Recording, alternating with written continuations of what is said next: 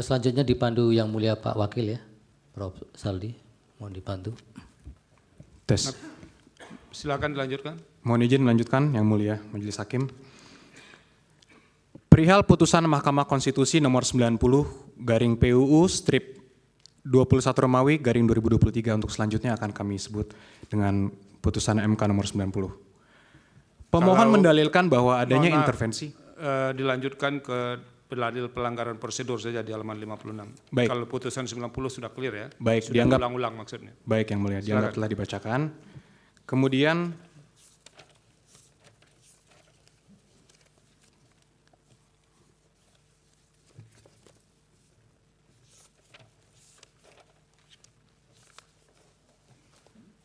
perihal dalil pelanggaran prosedur. Pada huruf C permohonan yang disampaikan, pemohon pada halaman 93 sampai 98 mencampur adukan berbagai hal yang masing-masing berbeda penyelesaiannya. Disebutkan sebagai pelanggaran prosedur yakni sebagai berikut: manipulasi DPT dan seterusnya dianggap dibacakan. Sebagai pihak pemohon, maka yang bersangkutan harus memberikan data-data yang relevan dan valid. Demikian itu sangat penting dalam rangka membuktikan terjadinya migrasi suara. Migrasi suara yang terjadi harus demikian jelas dan hasil penjumlahannya harus relatif sama. Ternyata uraian 8 pelanggaran prosedur tersebut tidak memiliki data-data yang mencukupi. Pemohon tidak mampu membuktikan adanya perpindahan atau migrasi suara secara paralel dan signifikan. Kemudian yang menjadi persoalan, terhadap dalil yang disampaikan tersebut, apakah menjadi layak untuk diadili oleh Mahkamah Konstitusi? Dari 8 persoalan, hanya 1 dalil yang terkait dengan migrasi suara, yakni pengurangan suara pemohon, didalilkan oleh pemohon terjadi di 2 TPS. Yaitu pertama, didalilkan telah terjadi pengurangan suara pasangan calon nomor urut 1 di TPS 006, Kelurahan Soko, Kecamatan Dewe, Kabupaten Kudus. Suara pasangan calon nomor urut 1 dalam C1 plano tertulis 9 suara sah. Namun dalam penulisan di dalam perhitungan KPU terinput 4 suara. TPS yang kedua adalah TPS 001 Kelurahan Kalirejo, Kecamatan Kebumen, Kabupaten Kebumen. Suara pasangan calon nomor urut 1 tertulis 38 suara sah. Namun dalam C penulisan di dalam perhitungan di KPU terinput 28 suara. Kemudian pengurangan suara yang terjadi pada 2 TPS tersebut hanya berjumlah 15 suara. Sedangkan pasangan calon nomor urut 1 secara nasional memperoleh 40.971.906 suara. Dan pasangan calon nomor urut 2 memperoleh 96.214.691 suara. Oleh karenanya, selisih suara yang diperoleh oleh pasangan calon nomor urut 1 dengan pasangan calon nomor urut 2 adalah 55.242.785 suara. Sehingga dengan selisih suara yang sangat jauhnya, masih layakkah untuk diadili oleh Mahkamah Konstitusi? Tentu sangat tidak layak.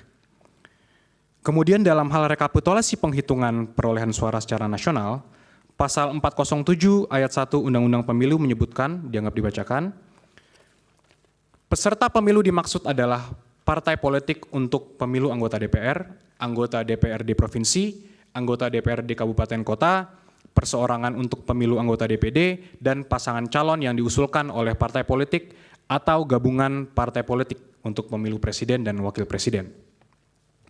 Mengacu pada ketentuan pasal 407 ayat 1 Undang-Undang Pemilu, maka dugaan terjadinya pelanggaran, penyimpangan, dan atau kesalahan dalam pelaksanaan rekapitulasi perhitungan perolehan suara secara nasional menjadi kewenangan Bawaslu.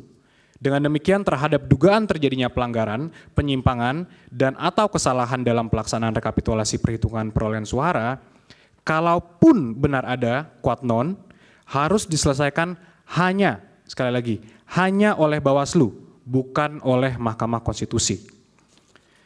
Selanjutnya, pemohon mendalilkan dalam permohonannya, kami anggap telah dibacakan, ada 19 poin yang mulia. Dapat kami sampaikan bahwa seluruh dalil tersebut adalah tidak benar dan tidak terbukti kebenarannya. Dan seandainya pun benar ada quod non, Tidak terbukti pula ada kaitannya atau hubungannya dengan signifikansi perolehan suara yang diperoleh oleh pasangan calon nomor urut 2. Artinya, perbuatan-perbuatan tersebut seandainya pun ada, kuat non, tidak dapat dibuktikan ada hubungan kausal atau pengaruh dengan perolehan suara yang diperoleh oleh pasangan calon nomor urut 2. Terlebih lagi, kesemua hal tersebut di atas tidak dapat dibuktikan secara terstruktur, sistematis, dan masif.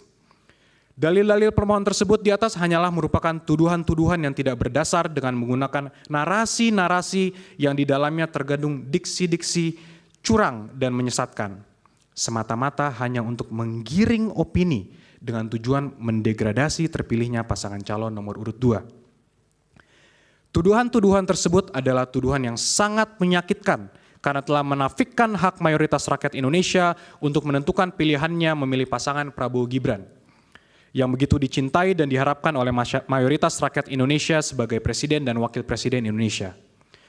Hal ini terlihat dari besarnya jumlah suara yang diberikan oleh rakyat kepada pasangan Prabowo Gibran, yaitu sebanyak 96.214.691 suara, atau setara dengan 58,58%. Oleh karena itu, dapat disimpulkan bahwa pihak pemohon tidak pada tempatnya mendalilkan dan memohon mendiskualifikasi pasangan calon Prabowo Gibran sebagai calon presiden dan wakil presiden kepada Mahkamah Konstitusi, karena hal tersebut menjadi kewenangan Bawaslu. Hanya ada satu kewenangan Mahkamah Konstitusi dalam sengketa pemilu presiden dan wakil presiden, yakni terhadap hasil perhitungan suara yang mempengaruhi penentuan terpilihnya pasangan calon atau penentuan untuk dipilih kembali pada pemilu presiden dan wakil presiden sesuai pasal 475 ayat 2 Undang-Undang Pemilu. Bagian berikutnya yang mulia kami masuk kepada dugaan pelanggaran yang dilakukan oleh pemohon. Dalil-dalil pemohon terkait tuduhan pelanggaran yang dilakukan pihak terkait hanyalah merupakan tuduhan-tuduhan yang tidak berdasar dengan menggunakan narasi-narasi yang di dalamnya terkandung diksi-diksi curang dan menyesatkan semata-mata hanya untuk menggiring opini dengan tujuan mendegradasi terpilihnya pasangan calon nomor urut 2. Adapun yang sebenarnya terjadi, justru pemohonlah yang tercatat diduga melakukan berbagai pelanggaran pemilu berdasarkan data Bawaslu sebagai berikut. Kami izin hanya membacakan mungkin 2 saja yang mulia, total ada 36 laporan. Ya, silakan. Yang pertama, laporan terhadap paslon 01 di KPU RI tanggal 14 November 2023 atas pelanggaran pasal 27 ayat 1 Peraturan KPU nomor 20 tahun 2023. Yang kedua ada lagi laporan terhadap Cawapres paslon 01 di Smesco Convention Hall, Jakarta Selatan, DKI Jakarta tanggal 29 November 2023 atas pelanggaran pasal 28 ayat 1 huruf C dan D Undang-Undang Pemilu dan pasal 72 ayat 1 huruf C dan D Peraturan KPU nomor 20 tahun 2023. Itu 2 dari total 36 dugaan terjadinya pelanggaran yang kami anggap telah dibacakan, Yang Mulia. Ya, lanjut halaman 69 huruf E.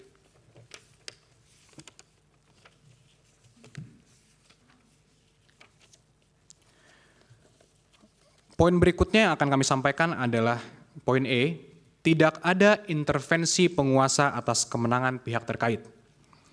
Pemohon dalam permohonannya mendalilkan adanya intervensi penguasa.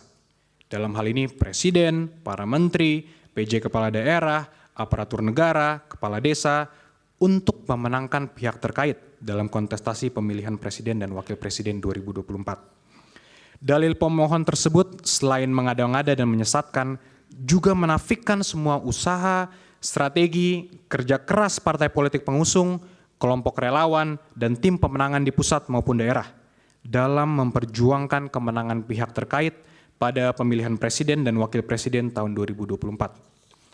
Senyatanya, berbagai kampanye dan strategi pemenangan telah dijalankan pihak terkait dengan melibatkan konsultan dan para profesional di bidangnya untuk mendapatkan kepercayaan dan dukungan pemilih dalam memberikan suara kepada pihak terkait.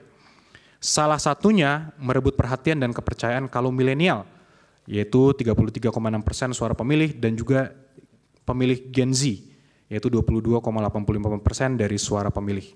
dengan menghadirkan sosok tokoh muda sebagai calon wakil presiden serta komunikasi kampanye yang sesuai kehidupan kaum muda. Alhasil, semua perencanaan kampanye dan strategi kemenangan yang dijalankan telah membawa kemenangan bagi pihak terkait dengan memperoleh suara 58,58% atau setara dengan 96.214.691. Dalil pemohon yang seolah menunjukkan adanya intervensi dari presiden dan para menteri dengan mempolitisasi program kerjanya dalam memenangkan pihak terkait kiranya sangat absurd dan mengada-ngada. Mengingat semua program kerja presiden dan para menterinya telah direncanakan jauh hari atau setidaknya setahun sebelumnya dengan pengajuan anggaran atau APBN yang telah disetujui DPR. Sehingga bagaimana mungkin program kerja pemerintah tersebut dikait-kaitkan dengan kontestasi pemilihan presiden dan wakil presiden tahun 2024. Selanjutnya mengenai dalil pemohon tentang kenaikan gaji dan tunjangan penyelenggara pemilu di momen kritis adalah dalil yang keliru dan sangat mengada-ngada. Karena hal tersebut merupakan program Kementerian Pendayagunaan Aparatur Sipil Negara dan Reformasi Birokrasi atau PAN-RB yang telah ditetapkan pada tahun anggaran sebelumnya. Pemberiannya dalam bentuk tunjangan berbasis capaian kinerja dan bukan kenaikan kerja sebagaimana didalilkan oleh pemohon. Sehingga jelas program tersebut tidak ada kaitannya dengan presiden, terlebih menghubungkannya dengan kontestasi pemilu 2024. Selanjutnya mengenai politik uang di TPS 029 Desa Karanggintung, Jawa Tengah, telah dijelaskan sendiri oleh pemohon bahwa perbuatan tersebut dilakukan oleh aparat desa kepada PPS, sehingga tidak ada kaitannya dengan pihak terkait. Sedangkan mengenai pemberian uang yang dilakukan Gus Miftah, itu dilakukan dalam kapasitas pribadi. Karena sampai saat ini yang bersangkutan tidak pernah tercatat sebagai tim kampanye, baik di tingkat nasional maupun daerah. Adapun terkait tuduhan pencoblosan lebih dari 1 kali, tidak jelas dilakukan oleh siapa dan untuk kepentingan siapa. Sehingga biarlah diproses oleh Bawaslu agar persoalan menjadi terang dan dapat dimintai pertanggungjawaban dari pelakunya. Demikian halnya dengan bantuan sosial atau bansos dari pemerintah. Itu adalah program kerja yang telah berjalan selama ini, termasuk di luar tahun pemilu dengan pengaturan melalui Perpres nomor 63 tahun 2017. Program bansos ini ditujukan bagi seseorang, keluarga, kelompok, atau masyarakat miskin, tidak mampu dan atau rentan terhadap risiko sosial, di mana sangat berbeda dengan target suara pemilih milenial dan Gen Z yang hendak diraih pihak terkait. Untuk lebih jelasnya kami uraikan program bansos yang selama ini digulirkan pemerintah sebagai berikut. Pengaturan mengenai bansos telah diatur dalam Perpres nomor 63 tahun 2017 tentang penyaluran bansos secara non-tunai. Definisi dianggap telah dibacakan. Bansos dapat diberikan apabila terjadi potensi kerentanan sosial yang ditanggung oleh seseorang, keluarga, kelompok, dan atau masyarakat sebagai dampak krisis sosial, krisis ekonomi, krisis politik, fenomena alam, dan bencana yang jika tidak diberikan bansos akan semakin terpuruk dan tidak dapat hidup dalam kondisi wajar, sebagaimana dalam pasal 1 angka 2 Perpres 63 tahun 2017 yang definisinya dianggap telah dibacakan. Dari definisi dan persyaratan yang diatur tersebut secara limitatif, pemerintah dapat mengeluarkan bansos bila terjadi adanya peristiwa yang dapat menimbulkan potensi kerentanan sosial dari adanya fenomena alam atau bencana yang tidak diberikan bansos akan semakin terpuruk bagi rakyat. Hal ini merupakan pelaksanaan pasal 28A Undang-Undang Dasar tahun 1945, di mana negara memiliki kewajiban untuk memenuhi hak dasar warga negaranya. Selanjutnya berdasarkan pada data BNPB, Indonesia mengalami fenomena alam dan bencana yang terjadi sebanyak 331 bencana banjir, atau sekitar 44% dari total kejadian bencana yang terjadi pada periode Januari hingga Maret 2023, yang berdampak gagal panen akibat banjir, dengan total lahan sekitar 54.000 hektar pada 136 kabupaten kota di 20 provinsi.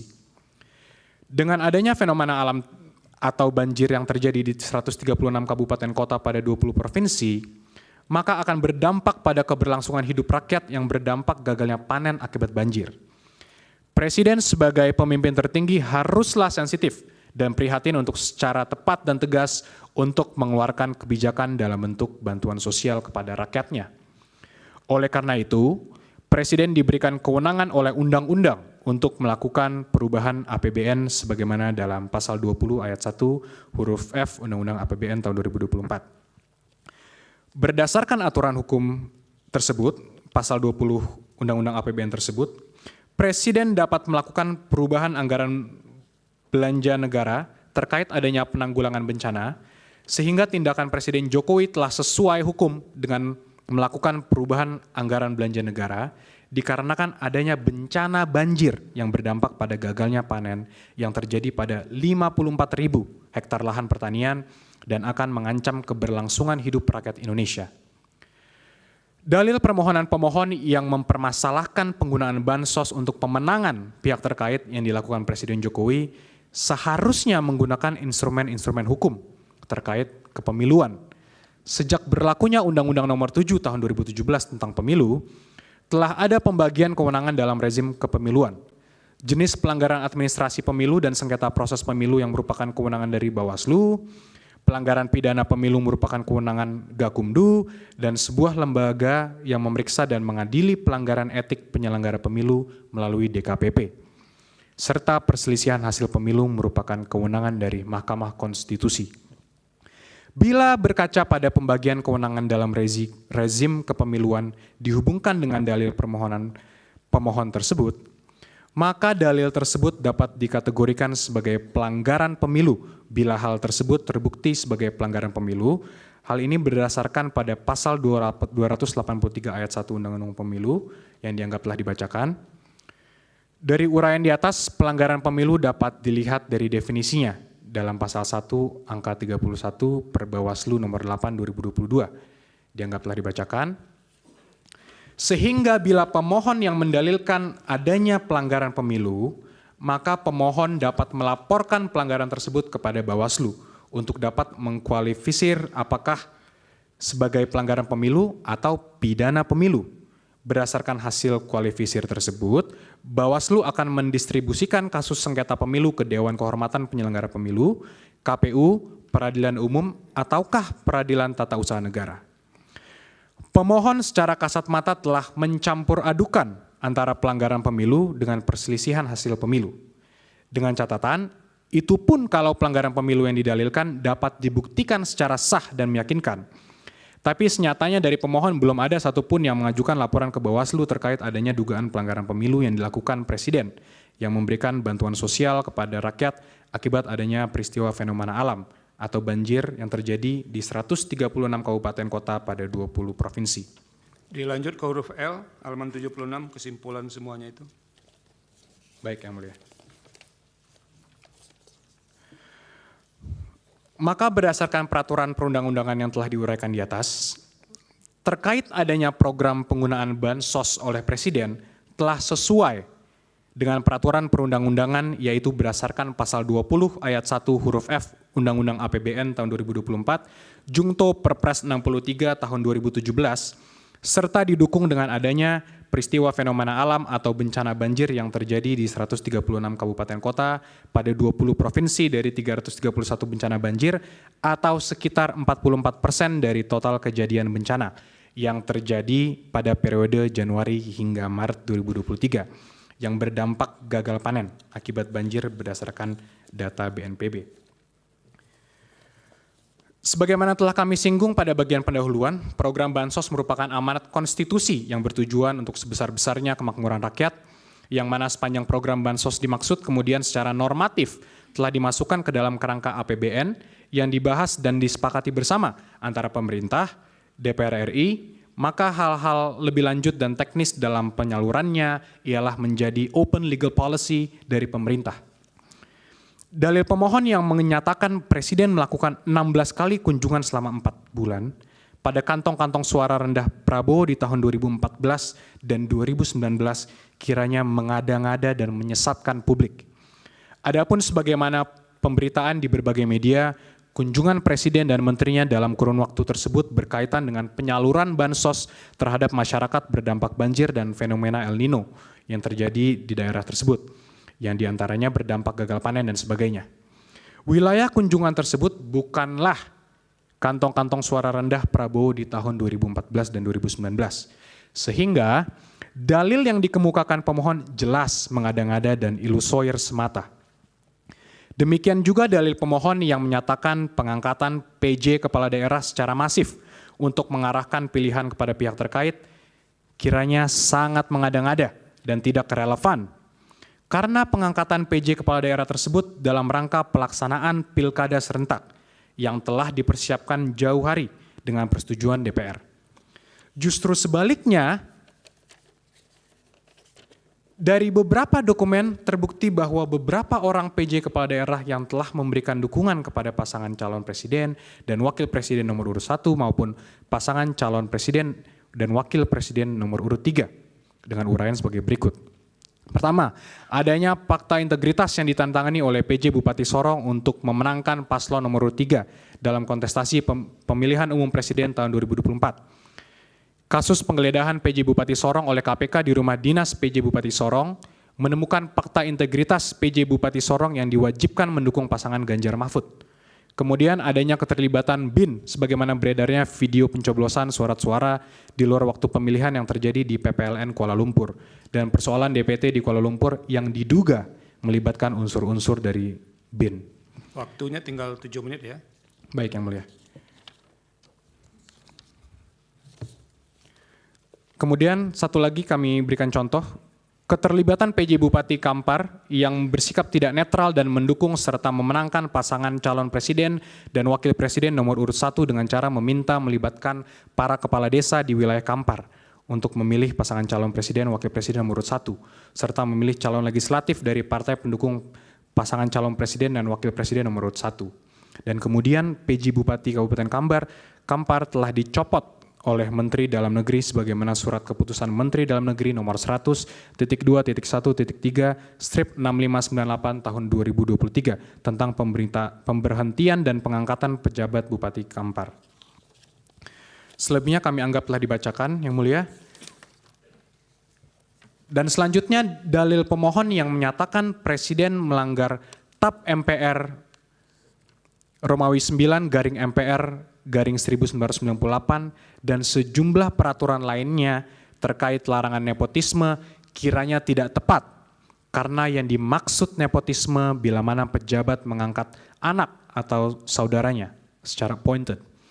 Sedangkan jika sang anak dipilih rakyat atau elected, maka tidak termasuk nepotisme. Larangan ini bukan dimaknai seolah anak pejabat tidak boleh berkarir. Untuk penutup akan dilanjutkan dan disampaikan oleh Prof. Fatwa Hasibuan. Terima kasih Yang Mulia.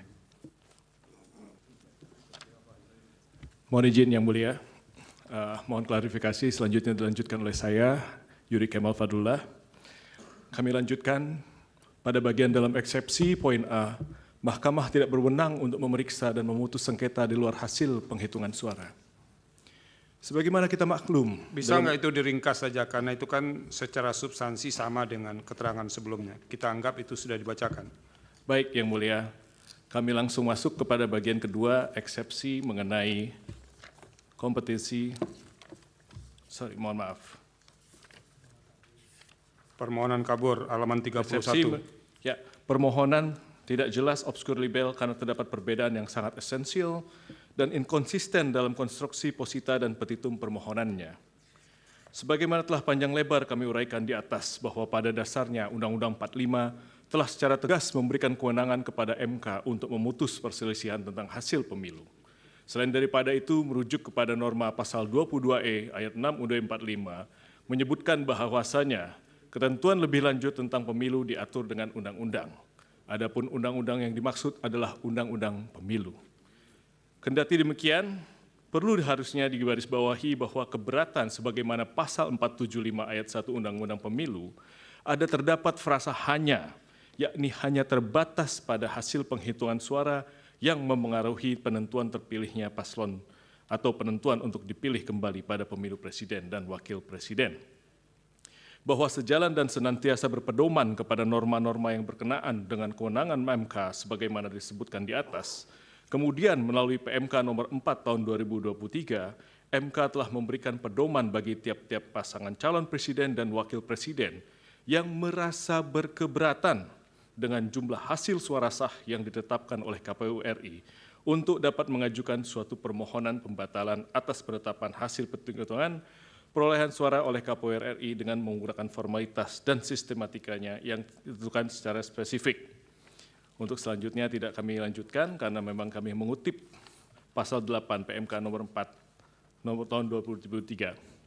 Bahwa selanjutnya terkait dengan formalitas konstruksi permohonan pemohon sebagaimana termuat pada halaman 18 dan 19 permohonan, pemohon menyatakan bahwa hasil penghitungan suara yang diperoleh oleh pihak terkait menurut pemohon di 38 provinsi plus di luar negeri dengan jumlah 0 suara.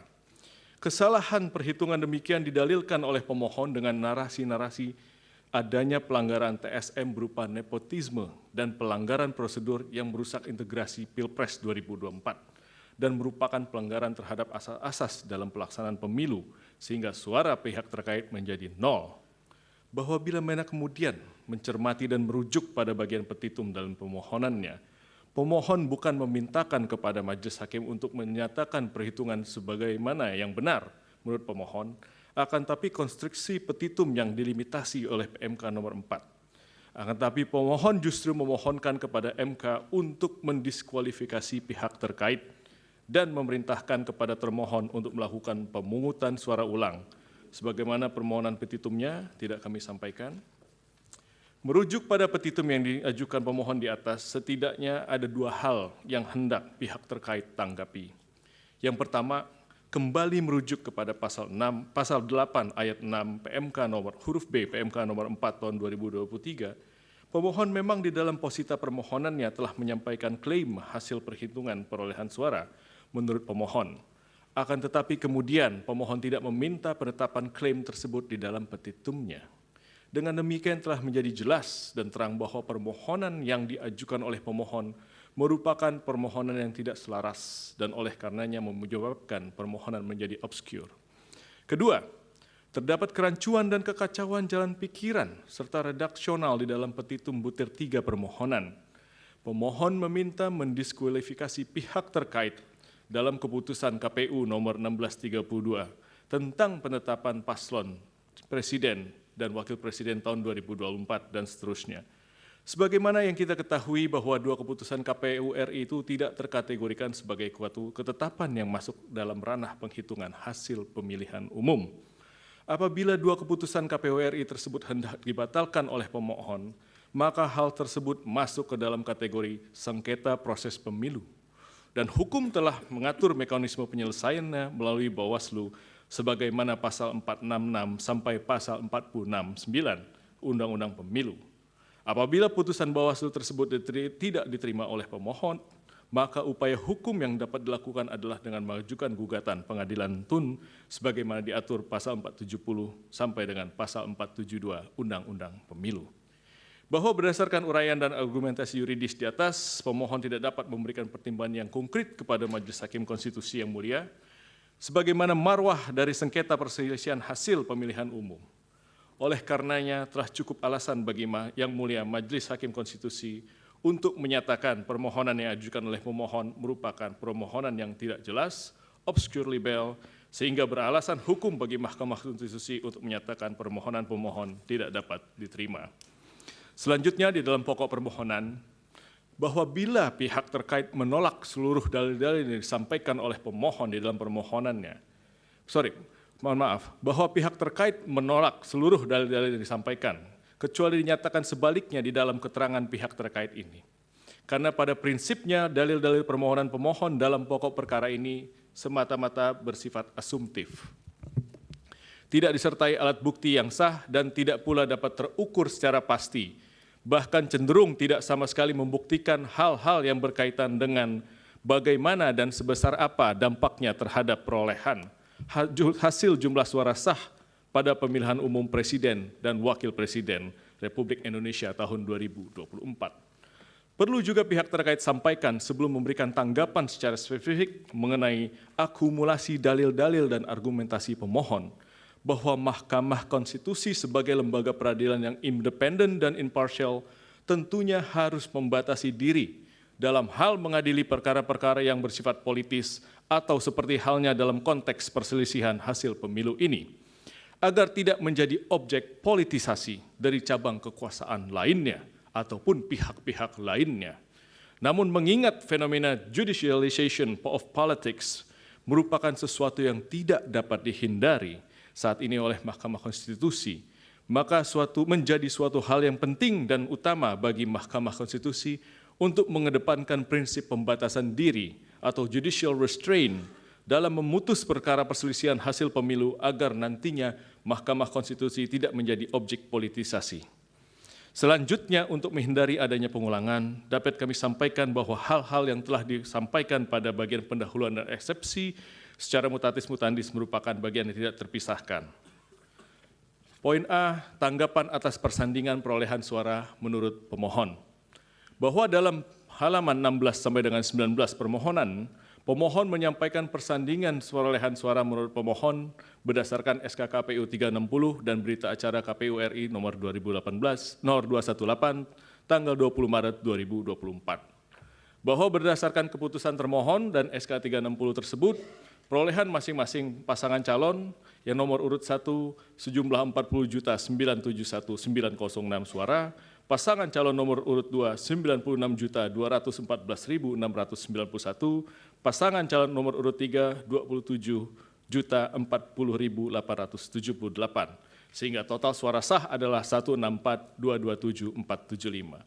Sedangkan apa yang menjadi perbedaan di dalam jumlah suara sah yang terdapat di dalam putusan KPU tersebut adalah di mana pasangan calon nomor urut 2 adalah 0. Sehingga total suara sah berbeda yang tadinya sejumlah 164 juta hingga tinggal 68.012.784. Pemohon dalam permohonannya sama sekali tidak membuktikan dasar-dasar perhitungan yang didalilkan. Alih-alih pemohon malah mendalilkan hal-hal yang bersifat kualitatif mengenai dugaan berbagai kecurangan dan pelanggaran yang dilakukan oleh beberapa pihak yang tersajikan dalam bentuk narasi. Sementara narasi-narasi itu bukanlah merupakan alat bukti dalam hukum acara Mahkamah Konstitusi.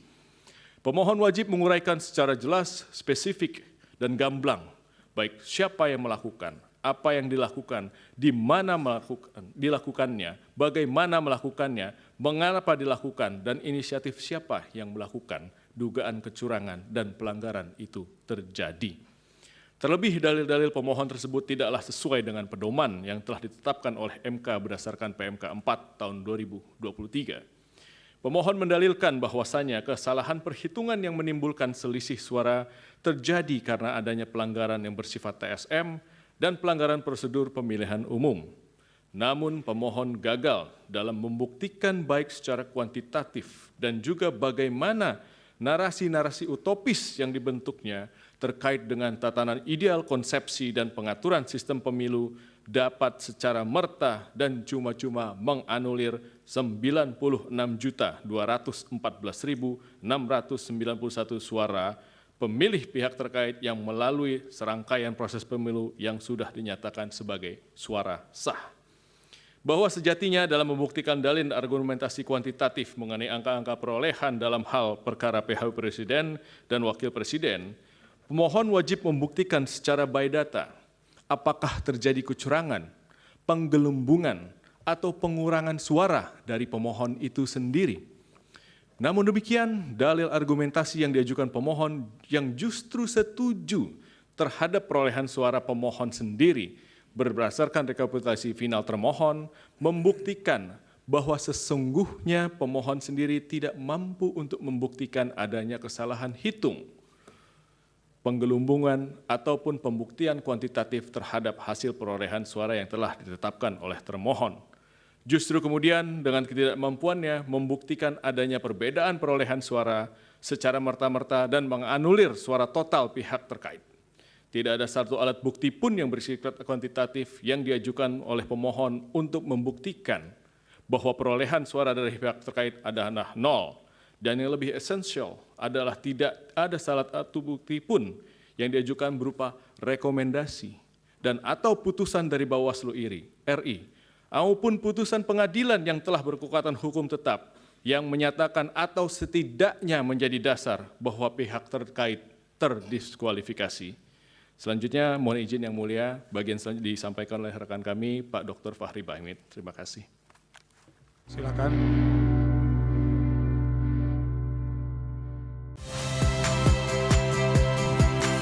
Saya Ihsan Sitorus. Saksikan program-program Kompas TV melalui siaran digital, pay TV, dan media streaming lainnya. Kompas TV, independen, terpercaya.